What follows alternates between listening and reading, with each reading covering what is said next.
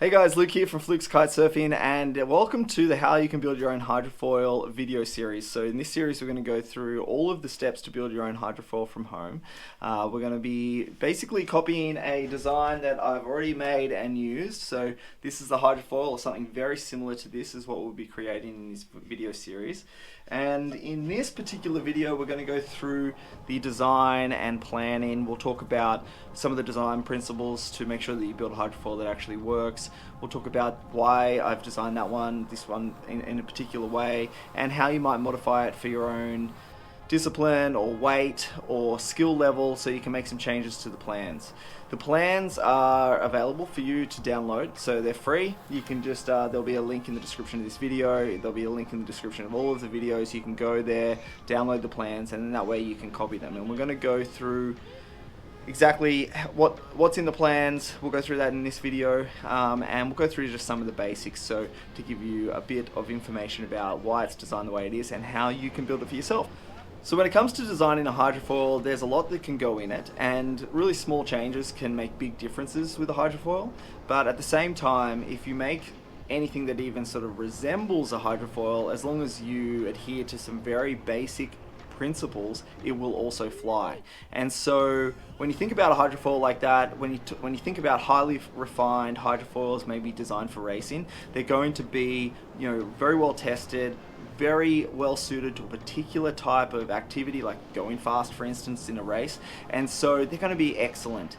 But if you build something that at home and you just build something that looks like, if you just picture in your mind a simple aeroplane wing, it will also work as long as you adhere to those base principles. And so one of my goals for this video series is to really share those base principles so you can make something that suits you, or you can just completely follow the plans, because it's really rewarding. Well, I find it really rewarding anyway, to actually design something and then create it all the way from scratch, getting out the wood core, shaping it, hand shaping it, and then glassing it and assembling it, and then going and riding it. That's really satisfying. And so that's really one of my big goals for making this video series, is to share that with you. If you're interested, hopefully you're interested, and that's why you're here watching it. Okay, so let's talk about the Flukes version 3 plans. So with the Flukes hydrofoil version 3 plans, you can see just got a bit of an abstract there, and then this is the overall dimensions of the plan view. And so the foil that we're building consists of a front wing, a rear wing, and a fuselage.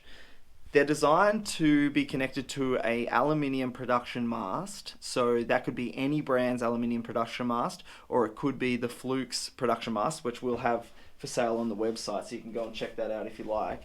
And you can see that the mast actually connects through the screw set out, and you can basically design this set out for any mast. That's why you can connect it to any aluminium mast, really. So these three components is what we're going to be covering building, and the reason that we're at DIY model 3, as you can see here, is because this will be the third version of this concept. So the very first version, I'll grab it.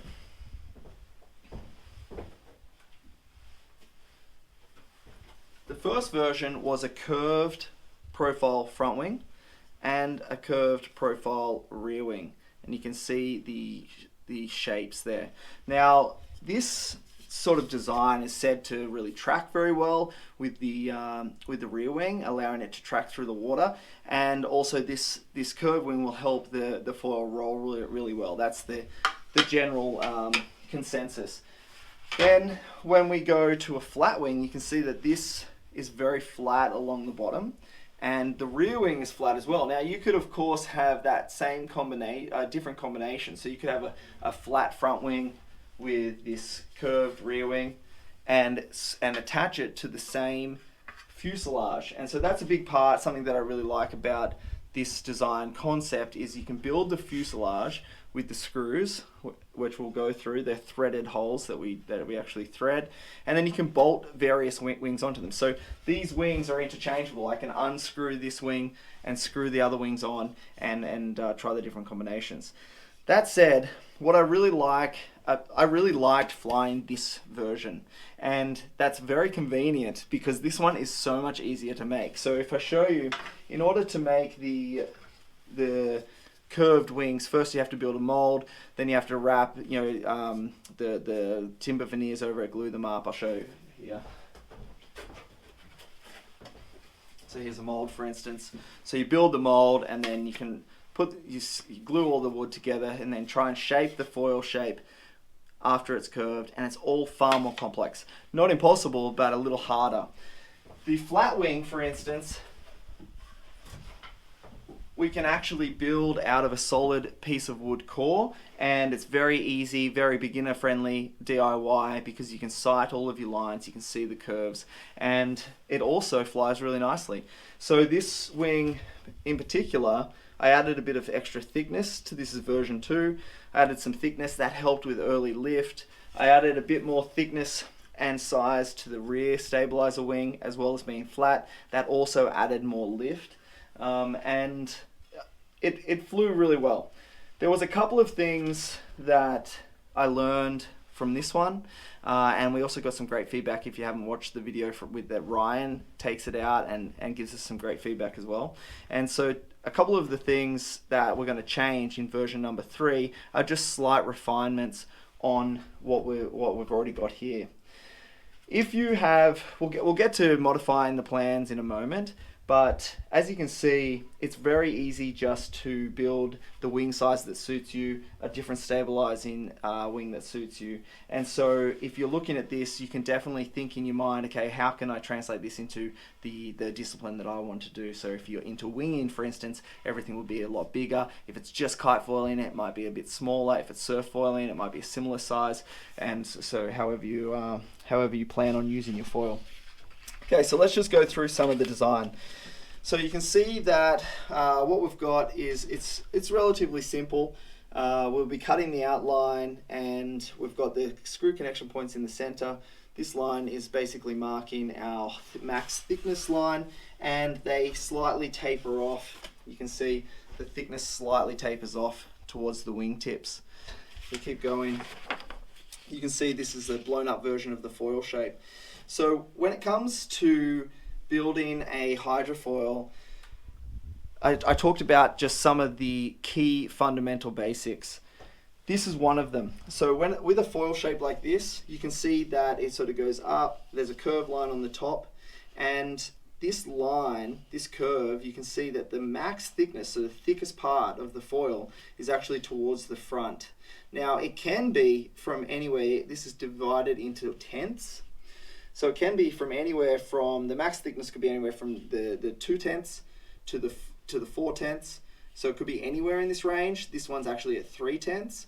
But something that I'm not going to try and explain why airplanes fly or why foils fly. You can go on Google and there's a lot of information about why that happens.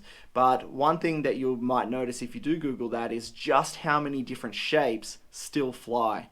So when we're looking at the underside of this foil, so just to be clear, what we're looking at there is that sits like that. So we're looking at the section through here, right in the center of the wing here, right where it meets the fuselage. We're looking at that section. So this shape here on the bottom is flat, but it could be a convex and it could be a concave, right? Or the other way around, sorry, concave and a convex, or it can be flat. This max thickness could be further forward, it could be further back. If you don't get that shaping perfect, it will still fly.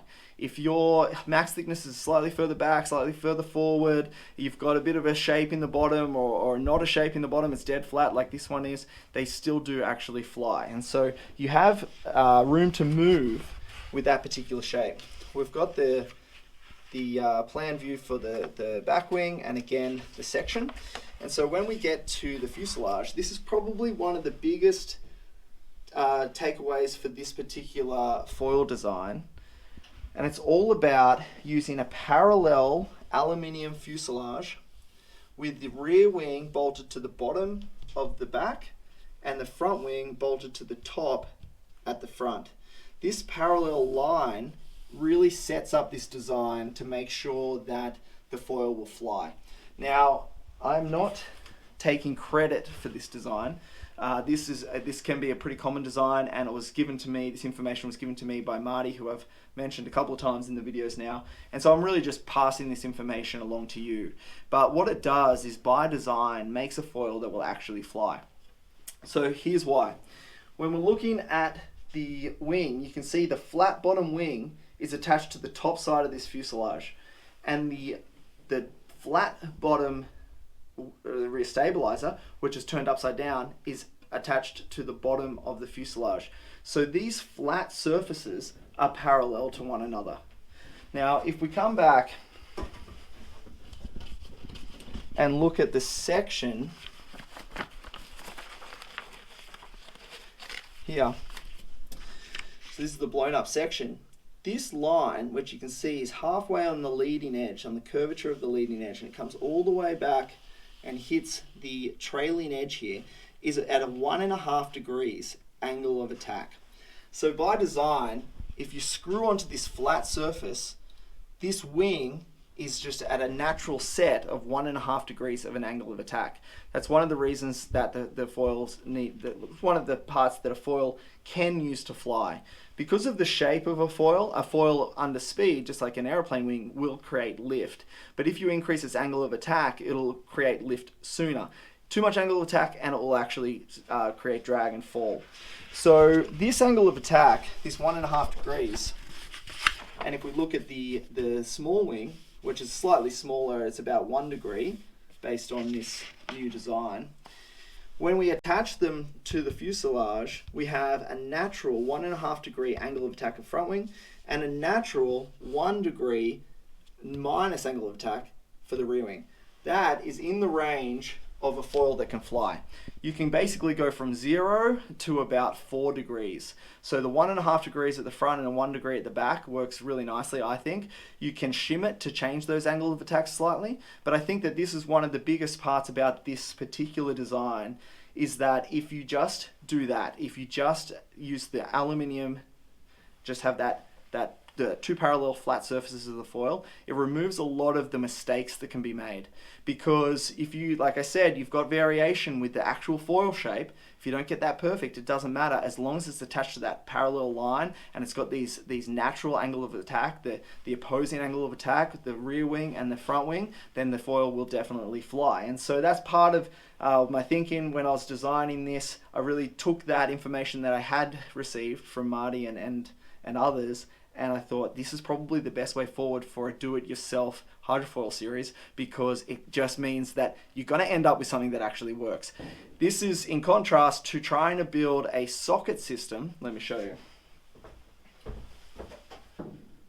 So if we pull this Flukes production foil, so you can see this connection point, it's a great connection point, really stable and solid. But when you look at all of those angles and how that's built, your chances of creating this section with the perfect angle of attack on this wing is really, really slim at home, right? This needs to be done with molds and computer-aided design. Put this back. And so that's really what drove me to building these flat bottom wings. It's so easy to be able to connect it, just to bolt it straight onto the fuselage. So now, one of the changes that I've made with this plan is that you can see the width of the fuselage now is 25 millimeters. So it's actually a square, solid, extruded aluminium, 25 millimeters by 25 millimeters. This one, for instance, is actually 19 millimeters by 25 millimeters, or 3/4 of an inch by 1 inch.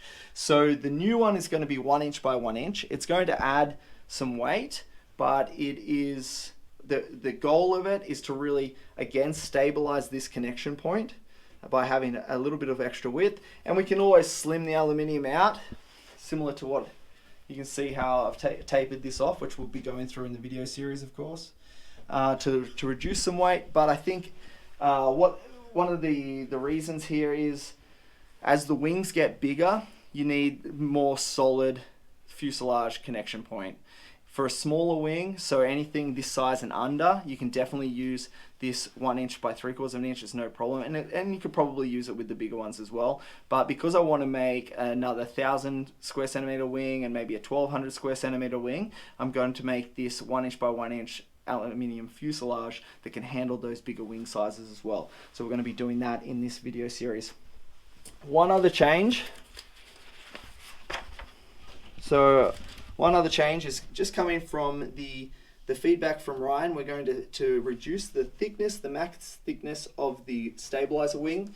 So this stabilizer wing had a max thickness of 9 millimeters before fiberglass, and the new one will be 7 millimeters before fiberglass. So we're going to make it a little slimmer, and that's just basically from some feedback from Ryan, just mainly touching on that he thought it had a bit too much lift coming out of that rear wing. And what he means by that, because it's inverted, it's actually driving down, which actually drives the front wing up. So if you're not familiar with why they fly, why it's inverted, this wing actually drives down and pushes the nose up, right? And so if you have less lift, which is actually downward force, but less lift in the rear wing, it won't drive the front up as much. So we're going to be slimming this one out, and it's going to hopefully allow it to go a bit faster. I actually liked it like this, and if you want to go slow, and if you're in a discipline that likes to go slow, like winging, then this may be perfect. But I'm gonna try the 7 millimeters because I think that it's going to be just spot on. So at the end of the plans, you'll find the cutout templates. So the cutout templates are to scale 1:1, meaning that you can cut this outline, and that is half of the rear stabilizer wing. In order for it to be the right size, you can print it on 11 by 17 inches, or that's A3, depending on where you live. So this is printed on 11 by 17. And if we flip, we've also got the front wing. So this is the 866. So this is exactly this hydrofoil is what we're looking at. So exactly the dimensions of this hydrofoil. And then also the foil cross section. Go. Which is the center essentially over here. So as you're shaping it, you can place that and just make sure you've got a bit of a guide for the sizes. So again, you can grab these from the link in the description. Okay, so now let's talk about the materials that we use and the cost of building the hydrofoil. So this hydrofoil design has a timber core. This is opposed to a foam core like most manufacturers. The nice thing about a timber core is it has its own strength. So some of the strength of the wing, the flex, actually comes out of the core. And it's also easier to shape, in my opinion, to get really perfect because you can sort of sand it down and play around with it a bit more. It's also a nice look. It's a bit of a different look to your classic hydrofoil look. So we're going with the timber core. This is red cedar, but you could basically use any timber that would be recommended for building a surfboard. So in Canada, for instance, I mean, this is a beautiful piece of red cedar, really tight grain and makes very easy to shape. That's what you're really looking for, but you might use balsa wood or paulownia, or just have a look in your local area what type of woods people might be using to build surfboards, and that would be a good guide. Then we're laminating the timber core with fiberglass. So using a 6-ounce cloth and an epoxy resin system. So I really like to use Entropy resins. This is what we use to build all of our surfboards and the hydrofoils, and we're reinforcing it with the 6-ounce carbon fiber. Now, the last piece of the puzzle, of course, is the aluminium. So this is extruded aluminium flat bar or an extruded aluminium square bar for the new fuselage that we'll be building. So when we think about the cost, one of the nice things is that it's very small quantities. It's actually a very small project to build these wings. So the cost really doesn't add up to much. When I built the first version, I built the 2 wings, so the curved wings plus the fuselage for less than $100. And now that I've added this second version here, these wings are attaching to the original fuselage, so the wings probably cost me less than $20. Now they feel like they were kind of free because I already had all of the materials I needed. Just like this next version, I already have the materials, so I'm just going to be making the next version. That said, for your first one, it can add up the cost because you have to buy all of the resin. Now you don't have to use this resin, you could use a different resin system, but we of course buy this resin anyway for the surfboards, but if you had to buy a larger quantity than you need, then that would add additional cost. I had to buy this yard, an entire yard of the carbon fiber. And another big component about building your own hydrofoil or building anything is what tools do you have. So I'm presuming that you already have most of the tools that you need in order to build something in your workshop. But if you don't have any tools and you have to tool up, then sometimes that cost can add up. You don't need anything too crazy in order to build this hydrofoil. We'll be going through that in each video. I'll show you what I use, and I'll try and give you some examples of other tools that you might be able to use, but I am sort of presuming that you do have tools in the shed and you've got, you know, some base knowledge about maybe woodworking or working with your hands, because that's really going to help. So yeah, look, I think that's about it for the tools. Like I said, we'll go through it in every video. I'll show you every single thing that I'm using. So instead of writing a big list now, we'll go through those as we reach those steps. Okay, so the last thing that I want to talk about in this video is modifying the design to suit you. So you might want to modify the design based on your discipline or your weight or your skill level. And so the best way to decide what size wing would suit you best would actually just Google it. There's lots of information about what size wing you might need for your particular discipline and your skill level. And so I thought if you go out there, Google what size you need, then you can always bring it back and modify the design using these plans. Now, the most simple way to modify the design is on a percentage basis, because it will make all of the dimensions that are already specified easy to change. So to give you an example, if you wanted to change the size of the front wing, so if we just look at the front wing, if you wanted to change the size of this, you can see it's 680 millimeters long and 150 millimeter chord length there. And so in order to change this design, it might be a good idea to say, okay, I want to make the whole thing 20% bigger. So if you were to make it 20% bigger, at the moment it's 866